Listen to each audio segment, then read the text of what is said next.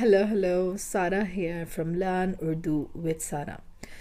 So, conjunctive participle is the verb form that is used in Urdu and Hindi and many other languages. It links the two actions together. It indicates that the first action is occurred and completed before the second action happened.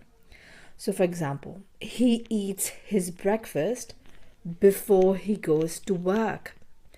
So he eats his breakfast before. So this is the action that is completed before the second action occurred, which is he goes to work. Going to work is the main action. It's the main verb. So in Urdu and Hindi, you can do that by marking the verbal stem with kar or ke. So the first action that happened is nashta karna. Nashta karna is to have breakfast. That action is completed already. What you'll do is you'll mark the verbal stem nashta kar with ke or kar. So nashta karke or nashta kar. This is the action that is completed before. वो नाश्ता करके काम पर जाता है. वो नाश्ता करके काम पर जाता है. काम पर जाता है is the main action.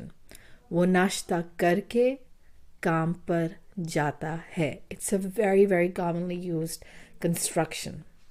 वो नाश्ता करके काम पर जाता है. Let me give you a few more sentences. मैं एक्सरसाइज करके खाना खाती हूँ.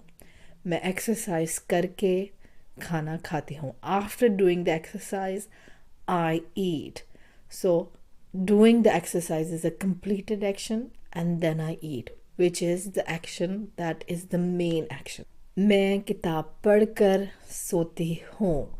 किताब पढ़कर सोती हूँ. I sleep after I read a book. पढ़कर. You can use it in any tense that you want. For example, मैं नहाकर बाहर गया. मैं नहाकर बाहर गया. I showered and then I went out. So this is the past tense. If you want to learn the tenses and other grammatical construction, you can follow this link here. Have a nice day. Goodbye.